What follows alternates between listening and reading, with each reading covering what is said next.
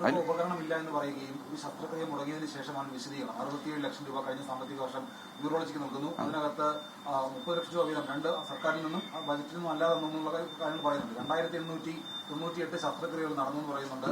ഈ ഉപകരണം ഉപയോഗിച്ചിട്ട് നടന്നു പറയുന്നുണ്ട്. പക്ഷേ ഈ നടന്ന കണക്കുകളുണ്ട്. ഇതെവിടെയാണ് മുടങ്ങിയതെന്നുള്ളത് മാത്രം വിശദീകരിക്കുന്നില്ല. അതെങ്ങനെയാണ് അത് അഡ്രസ് ചെയ്യപ്പെടുന്നത്? എങ്ങനെ മുടങ്ങിയെന്നുള്ളത്? ഉപകരണങ്ങൾ മാത്രം പോരല്ലോ, ഉപകരണങ്ങളുടെ ആക്സസറീസ് വേണ്ടേ? ഉപകരണങ്ങളിലെ ഈ പ്രോബുകളെ, അതിൻ്റെതായിട്ടുള്ള അതിന്റെ സംവിധാനങ്ങളെ, ഇങ്ങനെ കുറെ സാധനങ്ങൾ അത് വേണം. ഒരു ഉപകരണം മാത്രം ഉള്ളത് കൊണ്ട് മാത്രം നടക്കും. ഈ ലിത്തോക്ലാസ്റ്റ് തന്നെ, ഈ ലിത്തോക്ലാസ്റ്റ് വാങ്ങിച്ചിട്ട് ഇപ്പൊ എനിക്ക് തോന്നുന്ന ഒരു 4-5 വർഷമെങ്കിലും ആയി കാണും. ഈ ലിത്തോക്ലാസ്റ്റ് പ്രോബാണ് ഇതിനകത്തുള്ള എപ്പോഴും വരുന്ന മുടക്കം. ഈ പ്രോബുകൾ കൃത്യമായിട്ട് സപ്ലൈ ചെയ്യുന്നില്ല. അപ്പൊ സപ്ലൈ ചെയ്യാതെ വരുമ്പോഴേക്കും ആ സമയത്ത് സർജറി മുടങ്ങും. ഇതുപോലെ നമ്മൾ മറ്റു ഉപകരണങ്ങൾ, സിസ്റ്റോസ്കോപ്പുകൾ, മറ്റൊരുപാട് ഒരു ശസ്ത്രക്രിയ ചെയ്യണമെങ്കിൽ എന്റെ കണക്കുകൂട്ടലിൽ ഏതാണ്ട് ഒരു 12 പരം ഉപകരണങ്ങൾ നമുക്ക് വേണം. ഒരു ശസ്ത്രക്രിയക്ക് വിവിധ തരത്തിലുള്ള അതിന്റെ കേബിളുകൾ, അതിന്റെ കണക്ടറുകൾ, അതിന്റെ ഒരുപാട് സാധനങ്ങളൊക്കെ വേണം. ഇതിൽ ഏതെങ്കിലും ഒരു സാധനം ഇല്ലെങ്കിൽ തന്നെ ആ ഉപകരണം ഉപയോഗിക്കാൻ പറ്റത്തില്ല. നമുക്ക് അന്ന് ശസ്ത്രക്രിയ നടക്കത്തില്ല. ഇപ്പൊ തന്നെ കഴിഞ്ഞ ഒരു 30 ഡിഗ്രി ടെലസ്കോപ്പ് എന്ന് പറഞ്ഞാൽ ഏറ്റവും കൂടുതൽ നമ്മൾ ഉപയോഗിക്കുന്നത് 30 ഡിഗ്രി ടെലസ്കോപ്പാണ്. ആ 30 ഡിഗ്രി ടെലസ്കോപ്പ് നമ്മളിപ്പോൾ കേടായി കിടന്നിട്ട് നമ്മളത് എഴുതി കൊടുത്തിട്ട് അതൊന്നും യാതൊരു ഇതുമില്ല. മാത്രമല്ല, അത് കഴിഞ്ഞ പ്രാവശ്യം അത് എഴുതി കൊടുത്തപ്പോഴാണ് വലിയ പ്രശ്നങ്ങൾ ഉണ്ടായത്. അത് മനഃപൂർവ്വം ഡോക്ടർമാർ കുത്തിയൊടിച്ചതാണ്, എന്തോ മോട്ടീവാണ് അതിന്റെ പിന്നിൽ എന്നൊക്കെ പറഞ്ഞ് സ്വകാര്യ ലോബിയെ രക്ഷിക്കാനാണെന്നൊക്കെ പറഞ്ഞ് പത്രത്തിലൊക്കെ വാർത്ത വന്നു.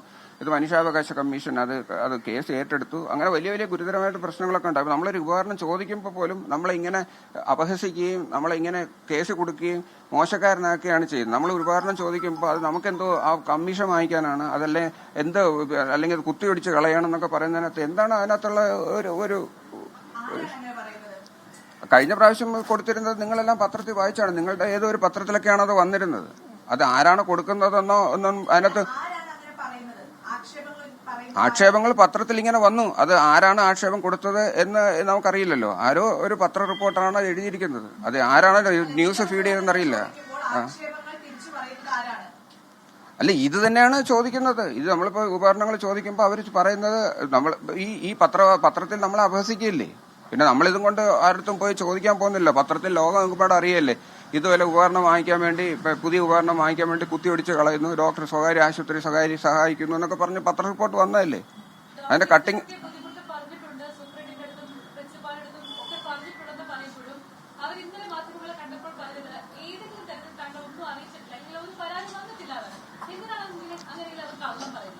ഇതേ ആറ്റിറ്റ്യൂഡ് അവർ പിന്തുടരുന്നത് കൊണ്ടാണ് അവരുടെ മേളിൽ ഞാൻ സോഷ്യൽ മീഡിയ ഞാൻ ആശ്രയിച്ചത്. അവരുടെ മേളിൽ നിന്ന് യാതൊരു നീതിയും കിട്ടുന്നില്ല എന്ന് പറഞ്ഞുകൊണ്ടാണ്. അവരെ നീതി എനിക്ക് തന്നിരുന്നെങ്കിൽ എനിക്ക് ഒരു ആവശ്യമില്ല. ഞാനൊരു ആവശ്യം പറയുമ്പോൾ പ്രിൻസിപ്പലോ സൂപ്രണ്ടോ കേട്ടിരുന്നെങ്കിൽ എനിക്കിതിന്റെ വേറെ ഇതുപോലെയുള്ള മാർഗങ്ങളിൽ പോകേണ്ട കാര്യമില്ല.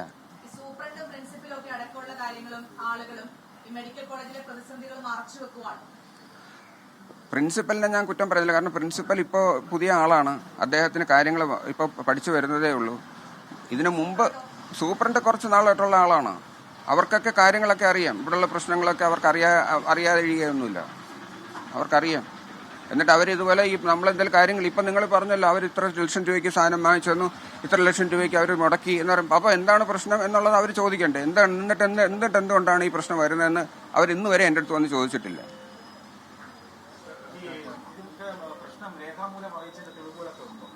എല്ലാം ഉണ്ട്. ആ രേഖകൾ ഉള്ളത് കൊണ്ട് തന്നെയാണ് ഞാനിത് ശക്തമായിട്ട് പറയുന്നത്. ഇത് അയച്ച മിക്ക കോപ്പികളും എൻ്റെ കയ്യിലുണ്ട്. കാരണം ഇത് ഞാൻ തിരക്കുള്ള ഒരു വ്യക്തിയാണ്. ഞാനിത് ഓഫീസിലെ ചെയറിലിരുന്ന് ഒപ്പിട്ട് നടക്കുന്ന ആളല്ല. ഞാൻ രാവിലെ ഹോസ്പിറ്റലിൽ ചെന്നാൽ മുതൽ വൈകുന്നേരം 4 മണി വരെ 5 മണി വരെ, ചില സമയത്ത് 6 മണിയോ അതിന് രാത്രിയിലും തുടർച്ചയായിട്ട് ആശുപത്രിയിൽ ജോലി ചെയ്യുന്ന വ്യക്തിയാണ്. ഒരുപാട് പേഷ്യൻസ് വരുന്നുണ്ട്. അവർക്ക് ഒരുപാട് തരം പ്രശ്നങ്ങളുണ്ട്. എൻ്റെ തലയിലെല്ലാം പലപ്പോഴും അത് തന്നെയായിരിക്കും. അതിന്റെ ഇടയ്ക്ക് കിട്ടുന്ന പിന്നെ അഡ്മിനിസ്ട്രേറ്റീവ് വർക്കും, പിന്നെ കൂടാതെ അക്കാഡമിക്സും പിള്ളേരെ പഠിപ്പിക്കണം, കൂടാതെ ഒരുപാട് ജോലികളുള്ളതാണ് ഡിപ്പാർട്ട്മെന്റിൽ. ഇതെല്ലാം വൈകുന്നേരം ക്ലാസ് ഉണ്ട്. ഇതെല്ലാം കഴിഞ്ഞതിന് ശേഷമേ എനിക്ക് അഡ്മിനിസ്ട്രേറ്റീവ് വർക്കിനുള്ള സമയം കിട്ടത്തുള്ളൂ. അപ്പോഴാണ് ഞാൻ രാത്രിയിലൊക്കെ ഇരുന്നാണ് പലപ്പോഴും ഇവിടെ ഇരുന്ന് ഇതിനകത്ത് ഇത്തരം റിക്വസ്റ്റുകളൊക്കെ പ്രിപ്പയർ ചെയ്ത് കൊടുക്കുന്നത്. അപ്പൊ ഈ സമയത്തിന്റെ കുറവുണ്ട്. ചിലപ്പോൾ നമ്മളിത് അവരെ വിശ്വസിച്ച് നമ്മളാ കോപ്പി കൊടുക്കും. ചിലതിന് കോപ്പികൾ കാണത്തില്ല, ചിലത് നേരിട്ട് അവരെ കാണുമ്പോൾ പറയും. പിന്നെ ഒരുപാട് കമ്മിറ്റികളുണ്ട്. കമ്മിറ്റികളിൽ നമ്മൾ പോവും, അത് മിനിറ്റ് ആക്കും. പക്ഷെ മിനിറ്റിന്റെ പലപ്പോഴും കോപ്പി നമുക്ക് കിട്ടാറില്ല. ഇങ്ങനെ പല ഘട്ടങ്ങളിൽ നമ്മൾ അറിയിച്ചിട്ടുണ്ട്. അറിയിച്ച് പലതിന്റെയും എന്റെ കോപ്പി എന്റെ കയ്യിലുണ്ട്, ഭൂരിപക്ഷത്തിന്റെയും കോപ്പി എന്റെ കയ്യിലുണ്ട്. പക്ഷെ ഈ കോപ്പികൾ മാത്രം വിശ്വസിക്കേണ്ട കാര്യമില്ല. അതിന്റെ പുറമെ നമ്മൾ ഇത് എല്ലാ സദസ്സുകളിലും ഞാൻ ഇവരെ DME ആയാലും പ്രിൻസിപ്പൽ ആയാലും ഏത് കമ്മിറ്റി വിളിച്ചാലും ഞാൻ അതിന് അറ്റൻഡ് ചെയ്യുകയും കാര്യങ്ങൾ അവതരിപ്പിക്കുകയും ചെയ്യാറുണ്ട്. തീർച്ചയായിട്ടും കടുത്ത മാനസിക സമ്മർദ്ദമാണ്. കാരണം നമ്മുടെ മുമ്പിൽ വരുന്ന രോഗികളുടെ വിഷമവും അവരുടെ ബുദ്ധിമുട്ടുകളും നമ്മളൊരു സൈഡിൽ കാണുകയും നമ്മളൊരു നിസ്സഹായ അവസ്ഥയിൽ ഇപ്പുറത്ത് നിൽക്കുകയും ചെയ്യുമ്പോൾ നമ്മളെ ആരും സഹായിക്കാനില്ലല്ലോ, നമുക്ക് അതിന് വേണ്ടുന്ന സപ്പോർട്ട് കിട്ടുന്നില്ല എന്നുള്ളതിന്റെ ആ ഒരു നിസ്സഹായാവസ്ഥ ഞാൻ അത് ഫേസ്ബുക്കിൽ എഴുതിയിരുന്ന അത് ആ അവസ്ഥ തന്നെയാണ് ഇപ്പോഴും.